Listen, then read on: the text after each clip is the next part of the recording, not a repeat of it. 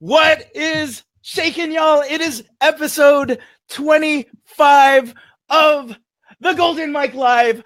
I'm your boy, Mark Cordone.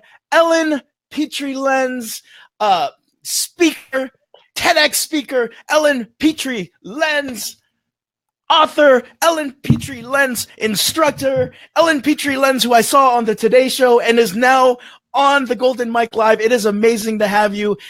We already have 17 people in here. Alexandra, woohoo! It's good to see you. Hope you're having a good Tuesday. Just in case y'all haven't met me, my name is Mark Cordone, positive psychology coach. What does that mean, positive psychology coach? It simply means two things: feeling good and living with purpose every single day. That's all it is. It's not all these other things. It's just feeling good and living with purpose. So Ellen Petry Leanse, I got to ask you, are you feeling good and living with purpose today? I feel good and I am living with purpose today. Yes, I am. And we will explore more of that today. And I'm with you all the way, because purpose and alignment with purpose, knowing our intention and being connected to it, really is what generates happiness.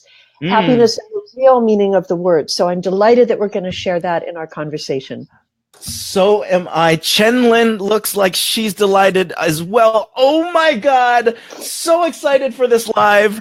Love from NYC. I'm in Florida today. Ellen, you're over on the West Coast today, right? I'm in San Francisco today. San Francisco. So Ellen's feeling good. Ellen's living with purpose. So for all of you who are feeling good and living with purpose today, can you give us a big old heart? Ellen, can you make a big old heart for us? Yes, I can. Oh my God, we got Ellen to make a big old heart. This is amazing. I can make it. You're making it beat. Some people make it beat like this, but like Ellen's making it actually pump, right? For those, you know what, y'all? Sometimes we're not feeling great. We're not feeling optimal. Or sometimes life changes and we reconsider our purpose. So we're not functioning at full speed, right? So pumped coming in from Alabama. Alex, again, it's great to see you, Alex. By the way, Ellen, this is Phil Collins, the singer. I won't be here long. He's at work. Go back to work, watch it later, make some great music for us, Phil Collins. Thank you for jumping by. We'll watch you later too, Phil. We'll watch you later too. Pam Langard, it's good seeing you. This live is already making you smile so much, so we're increasing that. But you know what? If you're not feeling at an optimal place, you know what, y'all? It's okay. It is okay to feel that. So if you're there, we're there with you. Give us a thumbs up, though, because that's cool to be there. We're not going to flourish every single day, so give us a thumbs up. Finally, if you're just feeling, whether you're up, whether you're down, whether you're all around, if you're just feeling optimistic, y'all know. Give me a big old wow face. Ellen, let's give us a wow face. Ellen gave a wow face. This is amazing. Give us a big old wow face. It is good to see you. We've already had 23 reactions. We're going to talk about Ellen's book a little bit more. And by the way, y'all, I encourage engagement in this one today, because not only do we have Ellen's book, The Happiness Hack, we've got signed copies of The Happiness Hack by Ellen. Thank you for this. And so for two lucky people who continue to engage, ask questions, be curious, let us know what your happiness hack is. We're going to give out two copies of the book, thanks to Ellen at the end of this broadcast. So with all of that said, we got someone from Germany in the house. Hi, Steffi. Hey, good Steffi, to see you. It's great to have Steffi. Steffi is a former student, and it's wonderful to have her here. It's so great that you came, Steffi. Thank you. We have Belen. Belle, it's just my sound. It's on or off, and my connection or my excitement to hear both of you. Oh. Belle, it's good to hear from you today. It's good to see you. Great interacting with you. This is going to be a fun episode, I can tell. It's going to be really fun. I'm in. So given that, I'm in too, and I hope y'all are in as well. So given all of that, Ellen, just going to start off with this. What's your story? What's my story? Wow. That's a great question. And I think my story is that I started asking a lot of questions at an early age. And I think many of us have that in common. We all ask questions at an early age, but there's something that happens when we get older, and that's it's partially the function of the brain, but it's largely the function of the conditioning around us that says, you have other things to do now than be curious. I kept asking questions. And as I asked those questions, I found that the answers that I found in the world around me often felt really different than the answers that, or the answers that I saw in the world around me looked really different than the things I felt inside. So I felt this strange gap between the way everything outside seemed to be and the way that I felt inside. And this was confusing for me, but I definitely had times when I was happy. I definitely had times when I was not happy. But I think you brought up a great word. I think I always had a times when I always had the optimistic. There always was this idea that, there's something more to this than meets the eye. Try to figure out what it is and you'll be happier. So that something more took root when I started studying neuroscience, which is the study of the brain and the way that the brain works. And I became really interested because I'd always enjoyed looking at things like sort of psychology or maybe even some would say spirituality. But I began to see ways that the brain really mapped to the ways I was experiencing life, how it would react to certain things in positive or negative ways, even if it wasn't really my intention or my desire to react to those things in positive and negative ways.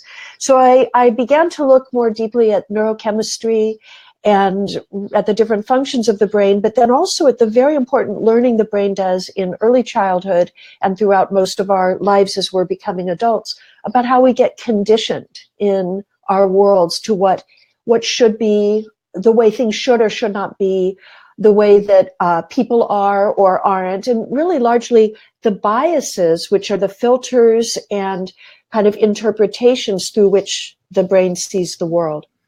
And I really quickly, I'll wrap on this. I started at that time looking at some alternative methods like growth mindset, positive psychology, and even Buddhism, and started seeing, different people are coming at this in different ways, but there do seem to be frameworks where we can take more control over the way our brain interprets the world and lead ourselves to a life of more satisfaction.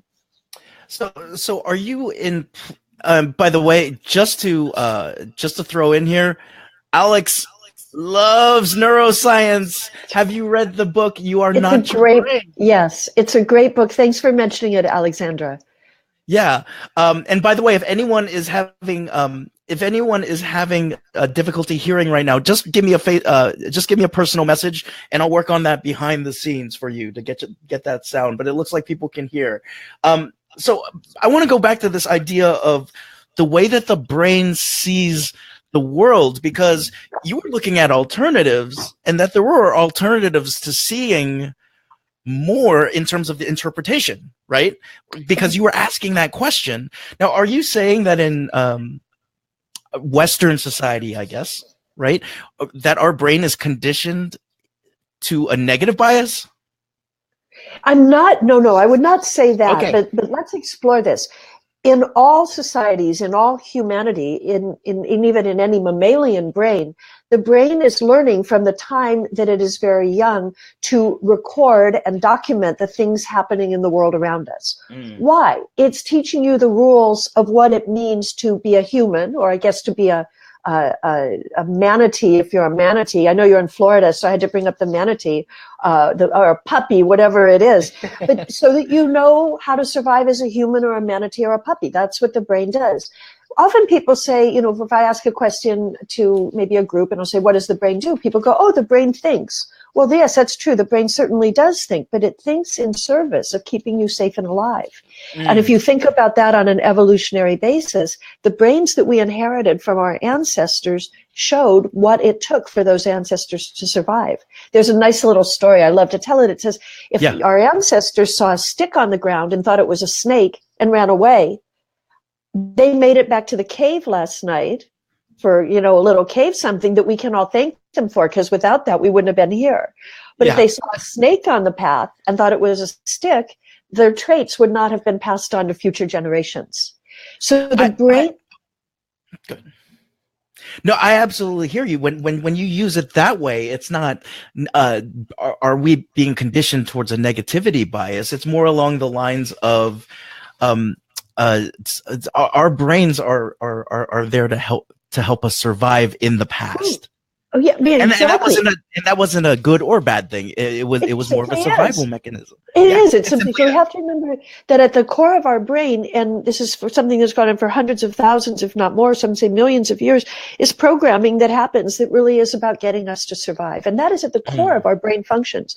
Now, in other parts of our brains, we learn the rules, especially as we mature, of what it takes for us to know what we need to know, do what we need to do, and think what we need to think in the world we're going to live in as adults.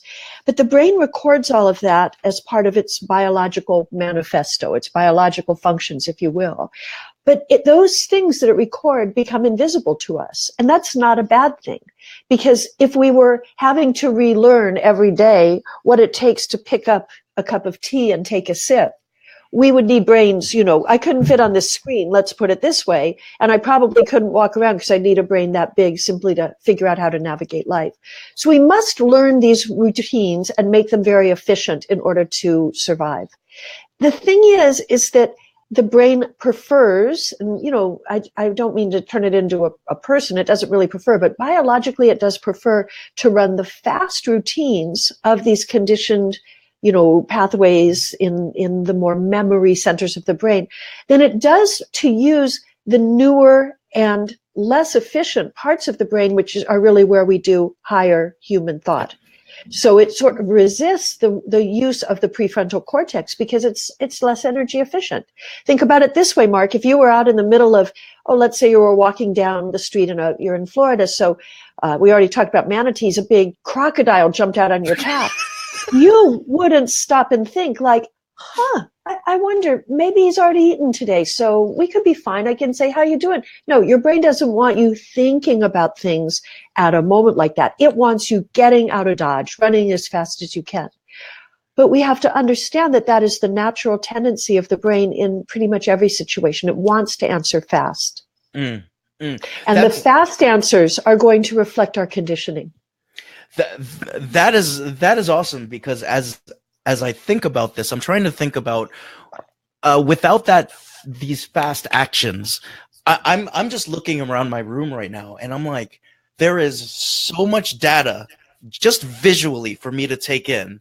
If I were to just wake up and have a blank computer every day, I'd have to say buttons, lights, and it would be so slow. Right. And so our brains are really create that ability to be efficient. And then the first thing you talked about, to survive. I love it. And so we actually go from taking in that data and making them what you call a fast routine. Right. Fascinating. Exactly. Fascinating. It is. And then the thing is that those fast routines serve us in many settings and don't serve us in others. So one of the things you talked about was, are we conditioned to be negative? We are not. I'm not in a position to say that we are or not, but of course the brain is documenting as we grow up everything that's happening in the world around us and saying, this is your reality. So if we are in environments or situations where there's a lot of negativity, the brain will learn this is your reality, and that will be the baseline that it views everything else through. Here's a great, this from positive psychology, Mark. It's a great phrase. It says, your brain will do more of whatever it's doing right now. So if it's in situations that are negative or difficult or stressful, the brain will actually chemically kind of stabilize or normalize and calibrate itself to this level of stress being your everyday go-to. Same with negativity. And this is why it can be a little bit hard to make changes. But if we change to a more positive mindset, the brain will actually retune itself with practice to that mindset.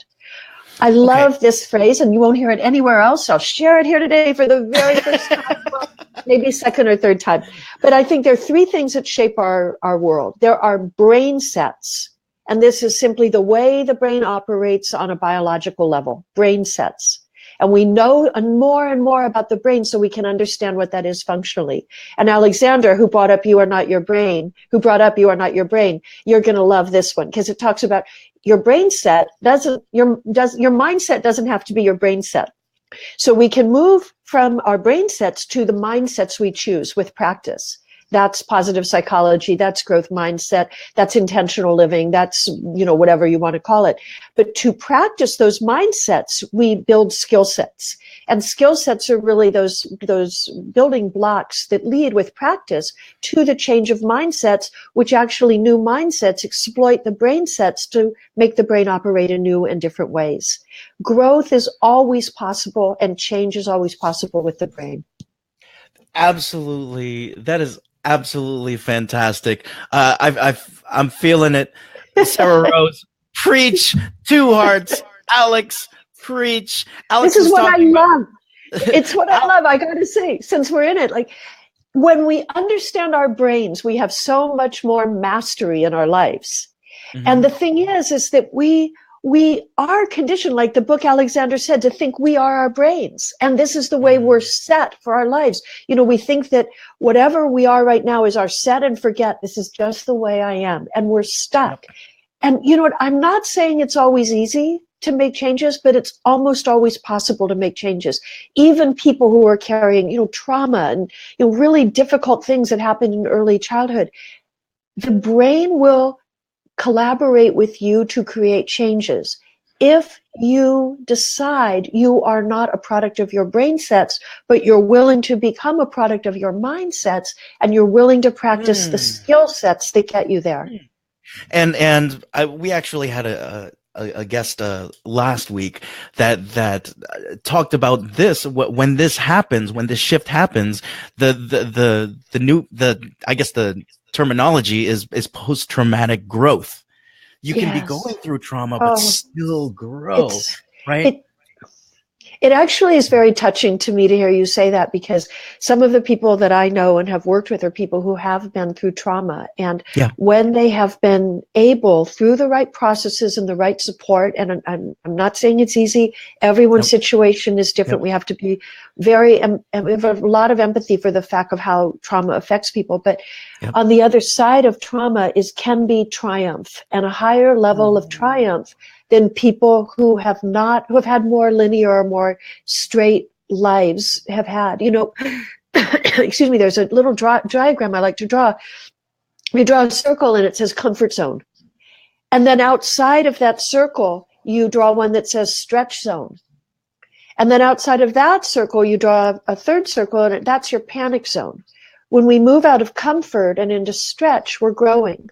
But when we move out of comfort and into panic, which is can be trauma, we're way out of control, and the brain works differently. The thing, beautiful. Good job, Mark.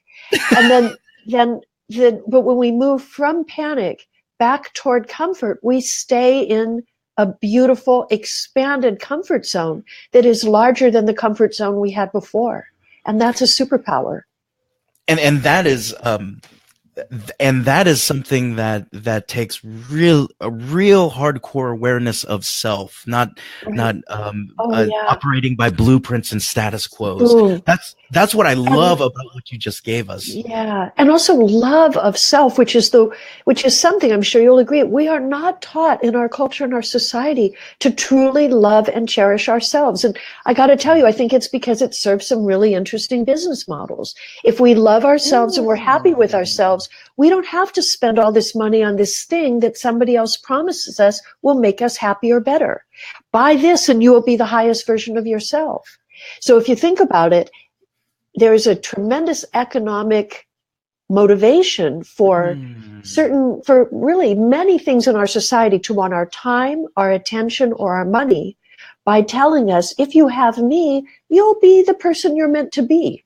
No, my darlings, you're already the person you're meant to be.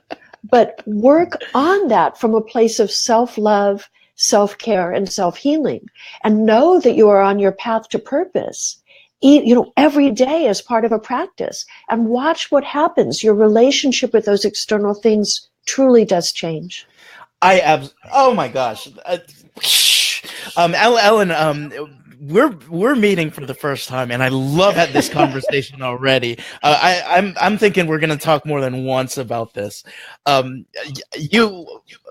am a positive psychologist, but if anyone goes to my website, they see that I say that happiness is an act of rebellion at this point right now. And in so many ways, like, people are like, happiness is rebellion. And in so many ways, it is rebellious. Yeah. And I wanted to bring up a question that Sarah Rose brought up in terms of conditioning and other things. So do we forget that sometimes some things aren't necessary for happiness? Are we conditioned by media and what we see and think when we miss out on what everyone else has, that we are lacking happiness? And I feel like that might be a nice little question in terms of what you just said with self-love. Well, thanks, Sarah Rose. So one of the things is that, and let me ask you something. Everyone's seen babies before. We all were babies. But, babies come into the world as really, really interesting beings. They're not ready to survive as adults. And I could get so off on the baby tangent because it's so interesting. But baby's natural set point it's pretty Buddhist if you think about it. It's not really happy and it's not really sad. It's kind of a middle path. When things aren't good, they cry. When things are good, they're content. And most of the rest of the time, they simply sleep. But what babies are doing is they're recording the things that are happening in the world around them. And increasingly, and this would be true in any human situation or condition, they're going to find that there are things that contribute to their sense of well-being and things that contribute to their sense of not well-being. But over time, as we leave our baby state and we move more and more into moving toward adulthood, we get pointed to, you need these things, or you need to do these things to have a good life. So it's almost this big if-then scenario that happens. We become aware of it between age 3 and age 6, that says, in order to be a good girl or a good boy or to do these things that I'm supposed to do, I need to ... whatever it is. So I need to learn a certain thing. I need to act a certain way. I need to be with certain people, or I need to own something, whatever it is. So this begins part of the learning cycles in the brain. And before the show, Mark, you and I talked about motivation and reward cycles. So the brain has this thing that it does where it's always sort of seeking and scanning in the environment. When I do that, I always like to go like, because it's always looking for what you need to be in a better situation than you are now.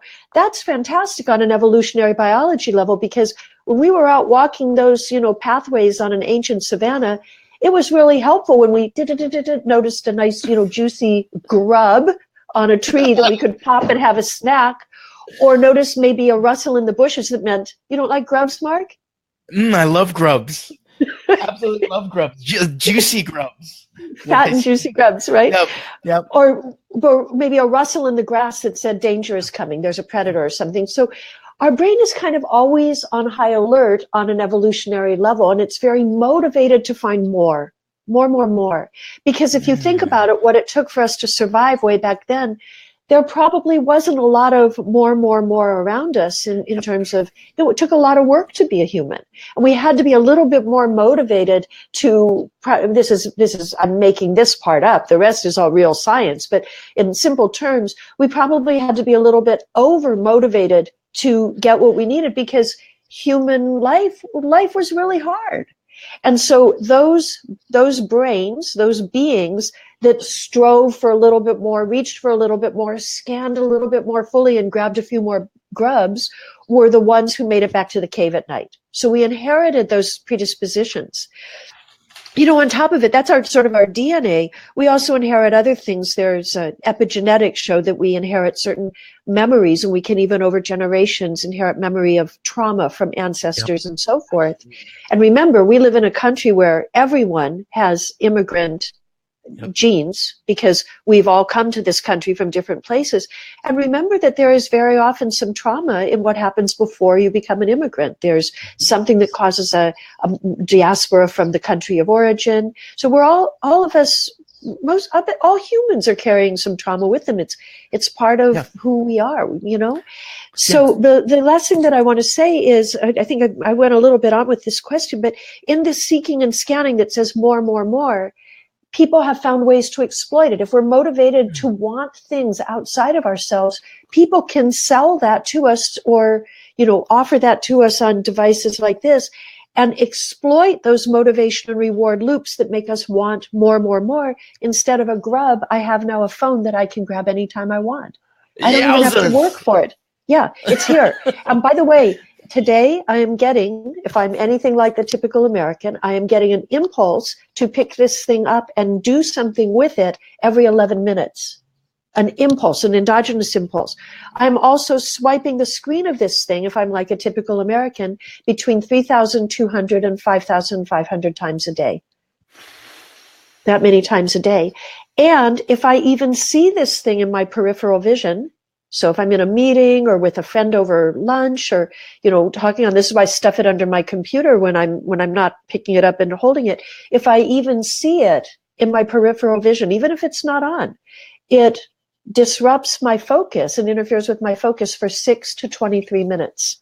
Wow. These things have conditioned our brains on a mass scale in a way that our evolutionary biology never prepared us for. But it exploits those same motivation and reward loops. Here's a way I like to talk about it. This thing has a black belt in neurochemistry. And we didn't even know we were in the dojo. I think that's oh my gosh, yeah, that makes total sense. And I was talking to someone about this the other day who had even just said even the little dopamine hits that we get from checking our Facebook status to see if someone liked, and I fall into it right now because I'm asking y'all to say like it, love it, and I must say that I'm a part of the trap, the hedonic treadmill. We've talked about it before. If y'all have watched the show, the hedonic treadmill, like that, this little hit will make me happy. Right. Mm-hmm. So this is amazing. Let's go and see what folks are talking about right now. Craziness, Alex says. I get that a lot, Alexandra. 11. Sarah Rose. Holy cows. Every 11 minutes. I'm curious. Who did this study, by the way? I'd have to go and Google that. You don't want me to take time right now, but it's the science is always good science. If I'm saying something like this, I look at original research. So yes, it's every 11 minutes. And I remember reading something. I worked at Apple many, many years ago, and there was a study. I remember looking at attention. And if memory serves, and I'm not sure it does, it was saying that we we have endogenous sort of interruptions to attention every 18 to 19 minutes. So I believe, now again, research, we have to be careful. It matters how they did the study, who their sample set was. We can't say they're apples and apples comparisons, but my feeling, only my anecdotal feeling, is that attention and focus are way down over the years between the time I was young and then now on my journey to being, an elder, by the way, all you young people out there, it's so great. Everybody tells you it's something that, don't worry about it. Getting older is so, so, so good. It gets better, even better. Yes, that's awesome. That was an an unpaid advertisement brought to you by aging. It's a good thing. That's awesome because my birthday is next month, and I'm like, oh boy. It's a good, happy, congratulations. Another fantastic. Great. Yeah. Then we're going to have a big old birthday party here next month. Good. Sarah Rose, this is so helpful for me.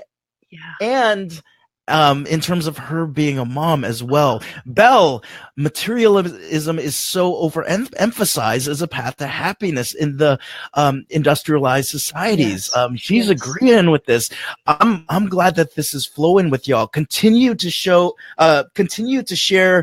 your aha moments, or sometimes I call this your no shit moments, where you're like, oh my gosh, that's so obvious. I can't believe it. Like, I am checking my phone and it's so unconscious for me to do right now. Oh man, So I love that you said really quickly, because so much yeah, of what we do is unconscious. And conversations like this, where we hear people put a framework to them, or we actually label them with words, allow us to bring things from the unconscious to the conscious. And that is a huge part of personal growth. absolutely. Absolutely. So let's talk about hacks. When you wrote the book, The Happiness Hack, what did you mean by that? Yeah. Well, it's a funny. Yeah, it's interesting because, it takes a while for a book to reach a shelf. And I did like the term hack as we spoke about the book. My publisher and I spoke about the book, because many people look at the brain almost as if it were a computer, and they use computer language like the brain's programming. You see that too, Mark? Yep, absolutely. Yeah, the brain's programming, the brain's storage, all of this. But I looked very specifically at a few things that were happening in the market and in the culture. And of course, I've worked in technology since 1981. I started my career at Apple back in the early 80s and spent about 9 years there. And then, have watched, growing up here and living in Silicon Valley, have watched how technology has really changed our culture here. And then significantly, because the world loves this culture, it simply does, how that culture and the products in it are spreading throughout the world. So I started seeing the impact of our technology and really our programming on the world. And I thought, gosh, a lot of the messages we're getting are really hacking our brains with their purpose in mind. They're programming our brains to be what they want us to be. And I mean, they may or may not have intended that. I know there's some situations where people actually do design technology specifically to exploit certain brain cycles and functions. So sometimes it is deliberate, but sometimes it's not. Sometimes it's not. And I thought, well, what can we do to hack back? And when I thought of the price we paid for a lot of these more hedonic, these more sort of temporal or reactive things that address the fast brain and sort of the things, I like to call it the tequila shot happiness. I said that on the Today Show. It's like, seems like a good idea at a time, but you pay a price for it later. And so what the other type of happiness we want is the one that says, no, actually, I'm going to push away the tequila shot. And I might not feel happy at the time. In fact, I might feel a moment of sort of dissonance with that. But in the long run, I'm going to feel mastery and satisfaction that says I'm more aligned with the life that I want. And that is what I focus on in the happiness hack. That is the hack. So what is the hack in simple terms? One, it's realizing that you are largely in charge of your actions. You always have a choice. Your brain is going to point you toward one choice, but your slower mind, your responsive mind, not your reactive mind, but your responsive mind has another choice.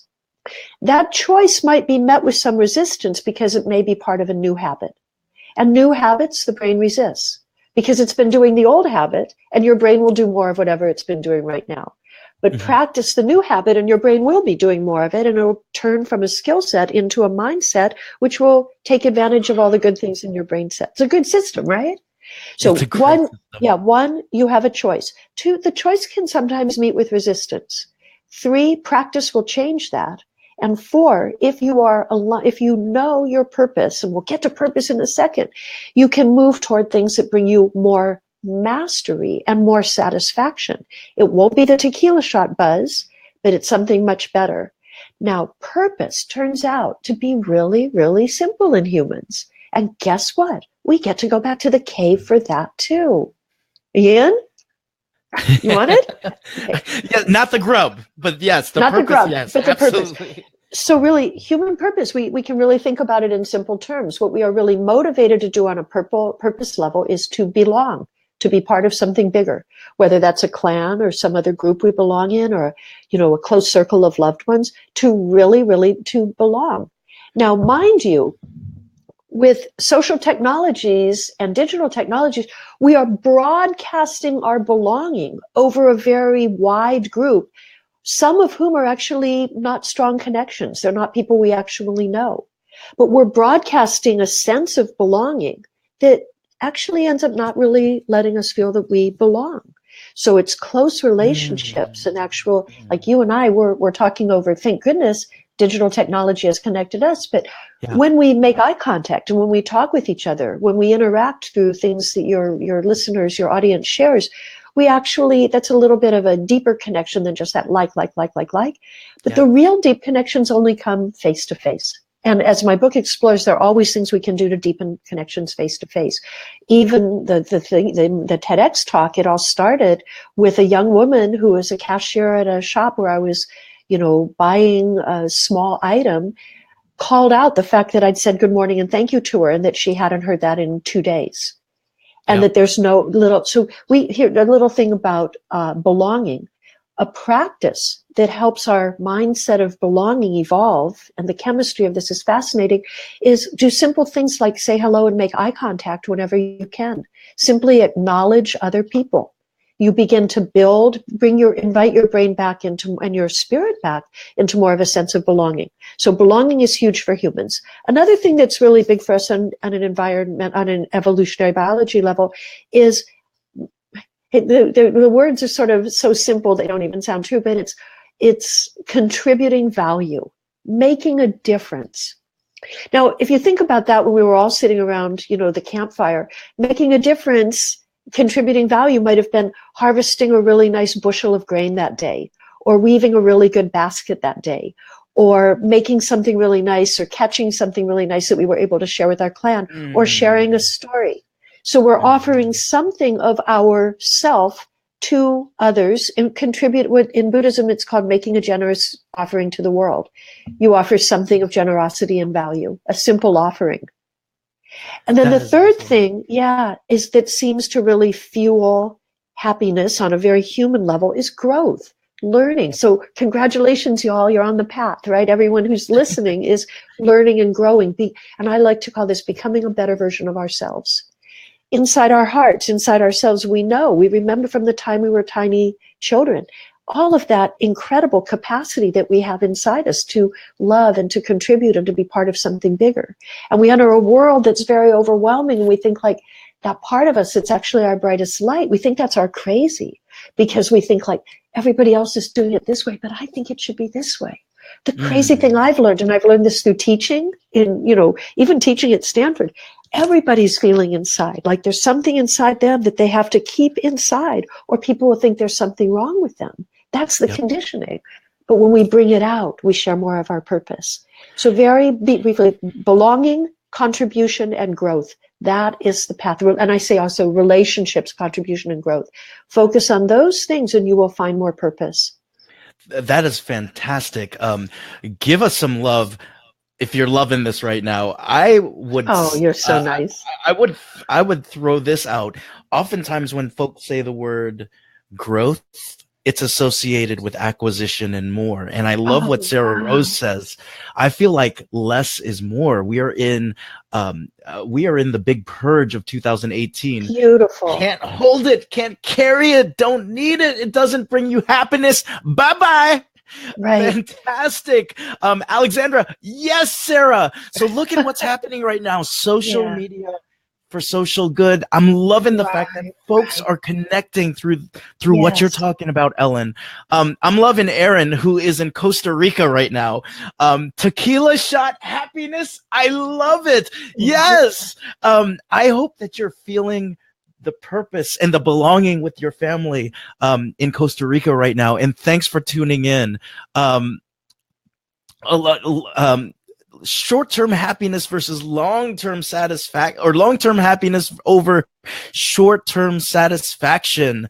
Look at this. Smile at strangers. They are so surprised. It's amazing. It's actually in the book, I cite a study where people, all they did was make eye contact in a park, like walking through a park and making eye contact with people. And when people who'd had eye contact came out of the park, I don't remember the exact statistics, but they had a mood elevation simply from eye contact. And so what I talk about also in my TEDx talk, I say, go for interactions, not transactions. So a great place to begin is, probably everybody here stops at a coffee shop from time to time. And you get to and coffee shops are amazing because everybody's doing this, and you're in a line with people who might be in your neighborhood, or, you might see them almost every day, but there's no interaction. And you look up from the phone, simply smile at someone. Sure, they'll think you're crazy, but on some mirror neuroning level, something good is going to happen. And then when when you take your order with the barista, even say something nice to them, like, what's your favorite drink? Or how do you figure out how to spell my name? Or something like this. Watch what happens. It comes back tenfold. I worked with a neuroscientist, a brilliant neuroscientist named Sarah Eagleman down at Stanford, to make sure, because I'm not technically a neuroscientist, but to make sure that I got my facts right. And so she was great. Like, she made sure I explained things clearly, and she really helped me deepen, the clarity of certain things I was working on, get all my neuromodulators right, all of this, make it friendly. She was awesome. But she told me that after she read my book, that she went to her neighborhood Starbucks, and there was always this elderly gentleman who would smile at her, and she would always ignore him like he was, Sarah's the nicest person in the world, but she wouldn't acknowledge it. But she said after the book, she realized, like, my gosh, this person is generating happiness. And she smiled back at him. And one day she said to him, by the way, I have never meant to not be friendly, but I have to say, I'm so busy, I'm a neuroscientist, I have young kids at home, all of this stuff. Thank you for always smiling. And, I really appreciate that. And, I said, hi. And he said, you have kids, I can't believe you had kids. I thought you were like a teenage girl from up the street, and he was this darling man who gave her. And then now she said, he doesn't talk, he doesn't anything, but they see each other every time, and they smile and they say, good morning. Let's think about that man for a moment. She makes his day a little bit every day, and it costs her nothing. It's just a smile and eye contact. And you don't have to, by the way, you don't have to do anything you don't want to do to give people respect and to give them acknowledgement. There's something from Southern Africa that I cite in the book that's a beautiful ancient tradition. And it simply is, when you meet someone on a path, you say to them, I see you. Yep. And do you remember the response? The person responds, it's beautiful. They go, I am here to be seen. Yes. And it doesn't have to be anything other than that, but you acknowledge their humanity. It's what I call extreme namaste. The soul in me bows to the soul in you. I see you, fellow human. And then you don't have to do anything that compromises your boundaries, your well-being. You simply acknowledge the humanity of the other person. I absolutely love it. I also love, I don't know if you can tell, I've already got this thing marked up. Oh my God. You thought I didn't read it, didn't you? I love it. So I love this quote that you also put in the book, a Chinese proverb that says, if you want happiness for an hour, take a nap. If you want happiness for a day, go fishing. If you want happiness for a year, inherit a fortune. You want happiness for a lifetime? Help someone else. It's beyond you now, right? It's beyond here. I loved this thing. I love this quote. I'm so glad. So and also at the same time, from in terms of what's going on with positive psychology right now, y'all, there's a researcher in North Carolina. Her name is Barbara Fredrickson, and she just put out a book called Love 2.0, which is very similar about. It's, we talk about these big Hollywood relationships that last a lifetime, but also at the same time, there's these micro moments of love and appreciation that we have, and in which for a microsecond, one human and another sync with each other, and they actually show a neural syncing that happens. It's through mirror neuroning. Mirror neuroning, yes. And so I love that you're throwing this out there, Ellen, as one of the hacks, because we think hacks and we're like, okay, she's gonna make us give up our phone and go to Tibet. No, it's simply being a little bit more mindful. It is. Just like what we just saw with Alex and Sarah. Alex recognizing Sarah's comment, not just this being a unidirectional conversation. Yes. Smile at we've already had that. Smile at strangers. They're so surprised. So surprised. Yeah. Molly, it is so good to see you. Molly was stuck in Quebec. I hope you made it home, and I hope that you are enjoying this. We can go get so wrapped up in our travel. I myself was stuck yesterday in the snow. Sarah Rose, love this.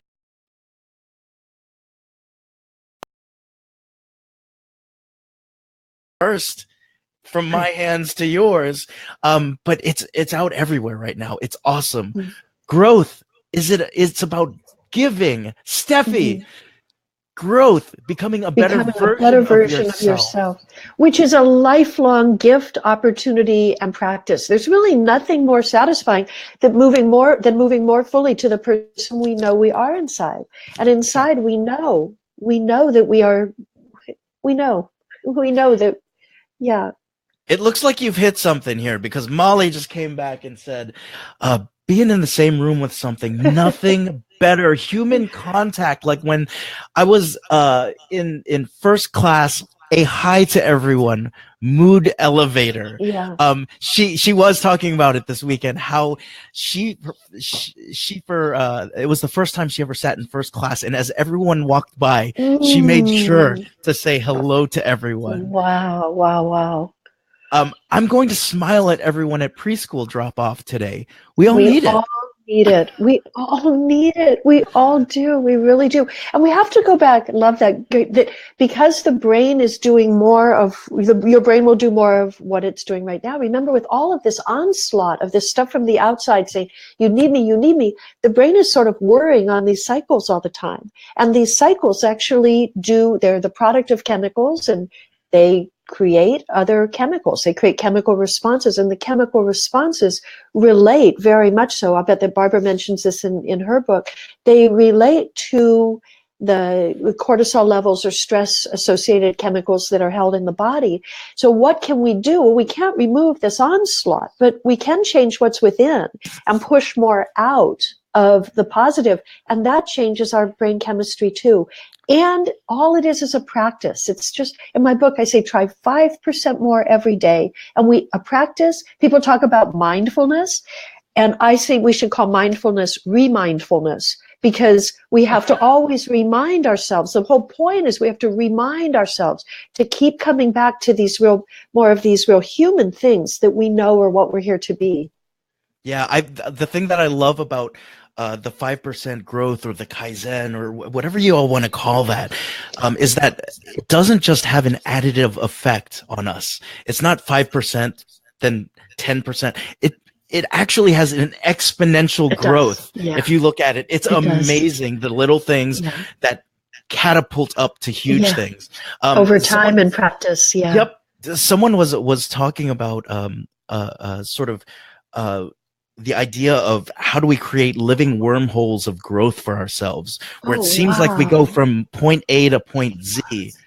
The 5% and the remindfulness is actually the wormhole of growth. Yeah. It's not us just folding space and time and then going into a spaceship. It's actually the continual practice. What I'm hearing, Ellen, of just a percentage, and then it starts becoming these huge percentages, Right. It changes so much. And the thing, Mark, and I'm sure your listeners do too, is once we make a small change like this, we align so much more with something that we know makes sense. We don't go back. We find a new way and we don't go back. Now, the brain remembers the old way, so we may have little lapses. That's normal. Simply come back and practice. Remember, here's something else to remember about the brain as an evolutionary, product, and that is that if your brain's job is to keep you safe and alive, it has no evidence that says this new thing you're trying is going to work. So it's going to resist it at first. So it only wants the evidence, because according to your brain, if you're here right now, it has done everything perfect because you're alive. And it doesn't really care, I say, that you're happy with that or satisfied with that or not. But the new thing, it's always going to have some resistance, because it means I have no evidence it's going to work for my job, which is your survival. And so at that time, we have to tell our brains, and I do this. You say, really, no, that's okay. I know this is different, or it's out of your comfort zone, but don't worry. This is how you grow. And I got this one. Let's try it again, and return to that awareness again and again. And the brain over time will listen and start just to trust you. And again, I think the word is anthropomorphizing this. I'm anthropomorphizing the brain a little bit. I do that sort of for fun and for explanation. Your brain isn't really quite like that, but that's functionally the result that you're working on.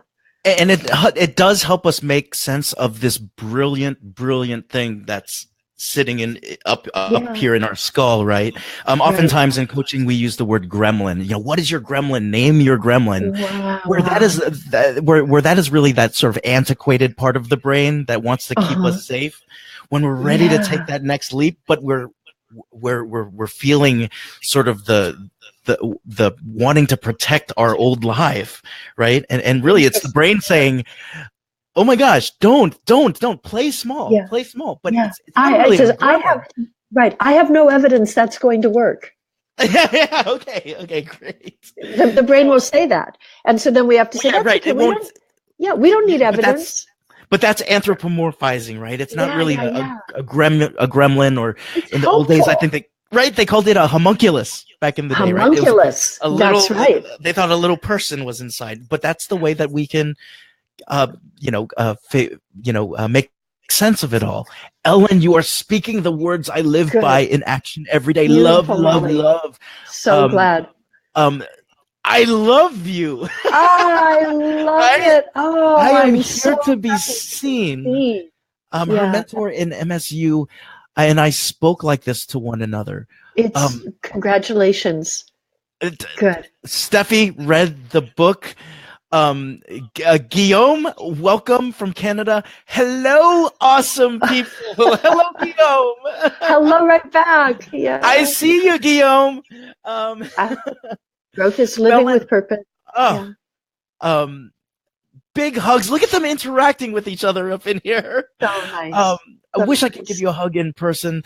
Chenlin, the small little things in life. Jackie Wiggins, good to see you. I always try to be happy and talk at school drop off and pick up. It makes a difference, right? Absolutely. And your kids are learning from it, Jackie. They're watching you and they're learning that pattern, and that will serve them well. Fantastic. Love it. Alexandra screaming, remindfulness. Awesome. Jorge, good to see you. Yes, I'll come to Puerto Rico. Sure. Wait, where's my invitation, Jorge? I have Jorge, FOMO. do we have an invite? FOMO? Do we have is it FOMO? Totally. And FOMO is talked about in the book. Now, I think just a couple things here, because we started out with this idea of the brain and scanning your story. And one of the things that you saw was that this sort of, if we see the world in as this sort of depressive state, or if we're in a depressive state. Now, let's say someone is actually living in a depressive environment. For example, Viktor Frankl, Man's Search for Meaning. If y'all have read that, here was a person who arguably was in one of the most depressing places in history. Would you agree, Ellen? Well, he was in a concentration camp. That was, I think there have probably been many, many, many very hard situations people have faced, and that was absolutely one of the most. Sure. Yeah. Now, what I would say is, for those of you who are tuning in, watch this whole thing, because it was magic in terms of the way that Ellen has walked us through this.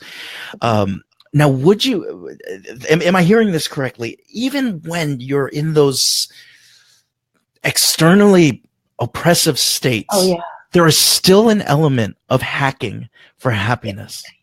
Victor, I love that you brought up Viktor Frankl, and even on World Happiness Day a couple of weeks ago, I nearly brought him up in something that I wrote because he is such a profound example of this. And what he did is he focused on those three things that we spoke about in an extraordinary way: relationships, contribution, and growth. So he looked at the human dignity of everyone around him. He even tried unthinkably to have empathy for the people who were oppressing him.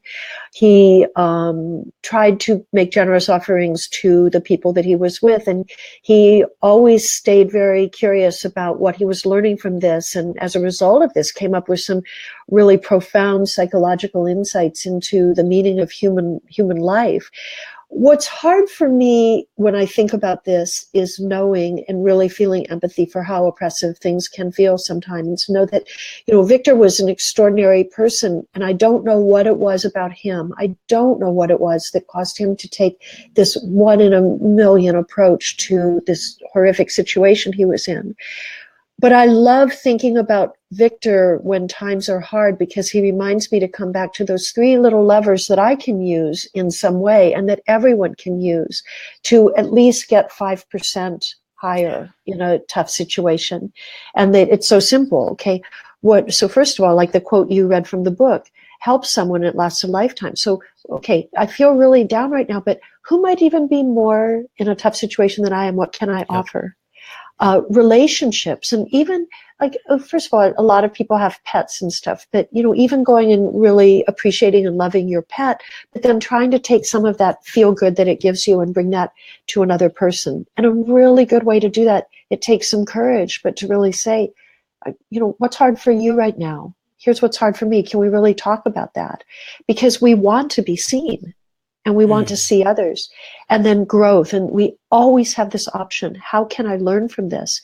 One of my clients here, I do some work with different companies in the area, but one of my clients listens to this guy's name is Jocko Willink, I think his name is. You've heard of him? He's a former Navy SEAL, and he's a big guy, has a sort of a voice like this. And everything that happens is bad. He says it's good. And so I'm kind of making fun of him right now because he's great. I mean, it's really interesting. He goes, so you fell down the stairs this morning and twisted your ankle? Good. You'll be more careful getting on the stairs next time and it won't happen again. Like, he does that sort of pep talk. So, when I look back at hard times in my life, and even things I really labeled as challenging times, I can go back and really see the lessons that they taught me and how they changed me as a person and brought me to more of who I am today. And I can look at them and say, it's very growth mindset-y. I can say, good. I mean, it was hard, but I see that it actually yielded a reward. And based on my experience, and I get to say this because I have some life experience now, all of the challenges that I've had have taken me to a higher level, a better version of myself. Not always easily and not always in a welcome way at the time, but they've all served me. And so now when I find challenging situations, I do look at them and ask, what is it here to teach me, and how is it here to make me grow? And nearly every time, no, I won't say nearly every time, there's something in that is worth my attention and my effort trying to work through it. Awesome. Jackie, I do too. I love the pep talk. Agreed. Helping someone else helps you. Belle read Viktor Frankl, loved his quote, if you have a why to live, you can live with almost any how. Right. Loving the fact that people are interacting. Again, I have to recognize this. Canada's so beautiful. Guillaume, Quebec. Such an amazing book. This is awesome. So Molly hosts. I don't even know what Drink, Play, Love is. Yeah, you need to connect with Molly because she hosts these excursions. She also has a line of wine called Mood Swing Wine. Wow. Molly, we're gonna have you soon. Her story is amazing as well. It's awesome, this contribution that's going on with everyone. Do you see how much different this feels, at least for me, to be not only presenting to looking into a camera, but I feel like I'm getting to know somebody, but it's also great when you see social media used in a way like this. Ellen, do you have a podcast? Oh, Alexandra, everybody keeps telling me that, I think about it. I don't have a podcast. It's a time thing right now, and I am working on that. And thank you. I so appreciate the encouragement. And maybe I will, but I haven't yet. But I'll start small. One thing that I see in the comments that this lovely audience is making, and we all have to remember, if you really think about the things we're saying here, we all kind of knew them already. Inside, we know them.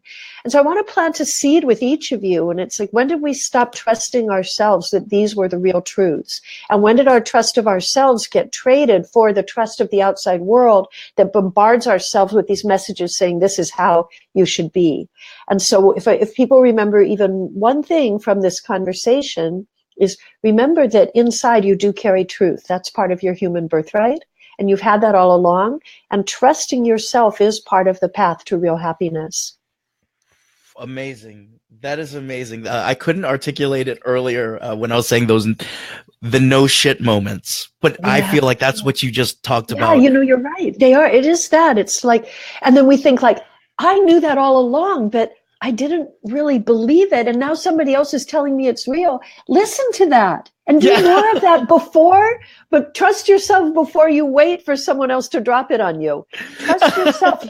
You, whoever you are out there, all of you carry truth inside. Amazing. This. Connect with that. Amazing. Chenlin, just throwing out there, what do you guys think if there we're going into brainstorming stages now. If there were podcasts on stories on normal people, not celebrities, so we feel more connected in this world and get some warmth and strength from these stories. Beautiful. Yeah. Jackie, yes, we all know them, but you both with your message are a great. Oh, thank you so much. Like this, Sarah Rose, tell us what coffee house you go to, and we will come there to smile, Ellen. Great idea, nice. Sarah Rose. We all can go there too. Perfect. Alexandra would totally listen to your podcast. Thank you so much. Jorge, the pressure is on. Guillaume just invited everyone here to Canada. Perfect. I'm in. Poutine and coffee. Guillaume, will you host us? That would be amazing. Molly is screaming your name. Ellen! So you guys are awesome. Absolutely awesome. Y'all, this is why I do what I do. This is why I introduce myself as the guy who talks about feeling good and living with purpose. This was eloquently said through Ellen. The feeling good without the purpose is just a tequila shot, y'all. Right? the living with purpose is really that mastery and satisfaction that Ellen has been talking about. So really take that in. And I learned so much. I learned so much about what I can do with my business. I learned so much from this book. Before we give the book out, I just wanted to thank you for being here, Ellen. It was a moonshot to get you on here, and it was I'm delighted. So easy to hear from. It was so awesome to hear from you. And then to get these autographed books, we're gonna give them out in a second. But I want. And by the way, I filled them with a little bit of love. So when you open the page, the love's going to come out. I sense them. So those come with an extra bonus gift of love. Oh my gosh! I so want to just pour it on me right now. But this is for the folks who showed up and engaged. Yes, on behalf of Alexander and all of us, thank you, Ellen. Love. Thank you. Now this is the reason why the show is called The Golden Mic, Ellen. So we've said a lot, but this is the last question I have, and it's the same question that I have for every guest. So if you will, I would love for you to visualize a golden mic now lowering from your ceiling, and it's coming to rest right in front of you. Yeah? This golden mic will translate into every language across the world, and every person will have the opportunity to listen for 2 minutes. So I'm going to hit the switch, and I want you to talk into the golden mic. Are you ready? I'm almost ready. I'm getting out of my reactive brain and into my responsive brain and activating my prefrontal cortex to, let's see. Okay, I think I'm ready. Thank you. All right. So, Ellen, Golden Mic is on. Great. There's a message you've gotten, and I'm not sure where it came from, and it tells you you need something you don't have in order to be the best version of yourself.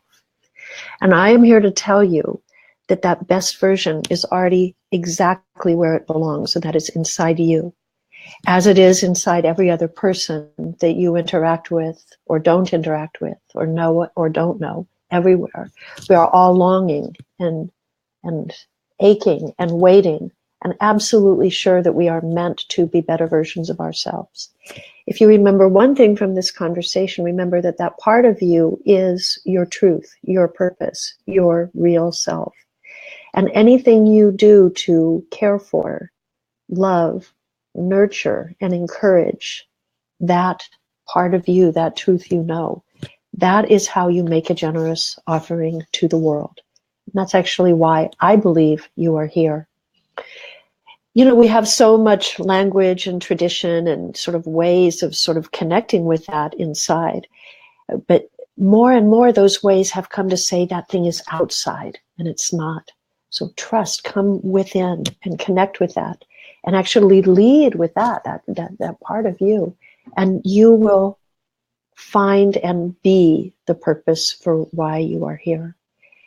Everything you know about that is right. You've known it all along.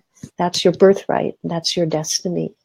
Everything you hear and that the brain reacts to outside competes with that message to try to tell you something else about you, that you need them to be who you are.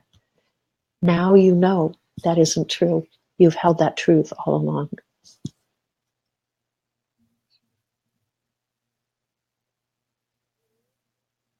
Boom! There you have it. The golden mic is off. It's been broadcast. Ellen Petry Leanse. The book is The Happiness Hack. I wanted to thank you.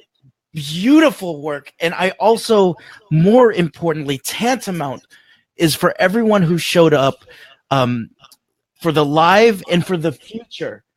Thank you for listening. There's a couple hacks. We got some books to give out. So this is how we're going to choose. Okay, we are done. So in terms of between 100, between the number 1 and 101, give me a number, Ellen. Me? Yes. Between 1 and 101. 22. 22. And between 1 and 63, give me a number. 54. Okay, so the 54th reaction will get a book, and the 22nd comment of the 101 comments that were generated in this hour will get a book as well. But y'all, this is worth its weight in gold. I'm going to be carrying this one around for a while. These are sprinkled with love, and even though they might not have an autograph on the inside, I have a feeling you created all of these books with the same amount of love, so right? I hope Ellen, so. how can we keep in touch with you? Thank you so much for asking. Yep. You know, I do have a website, and it's my name, Ellen Leanse, Leanse.com. And there's a page there that's a contact page. And I absolutely, absolutely love it when people sign up on my contact page. And I promise you will hear from me. And then the other way is I am on Twitter. I have a funny name on Twitter. If you could share, it'd be great. But it's Cheptum. It's CHEP and then a 2M.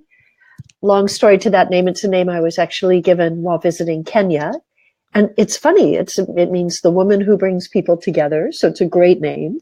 So it was a beautiful gift to me. So I'm at Cheptum on Twitter and ellenleanse.com/contact. You can join my mailing list. And thank you for asking.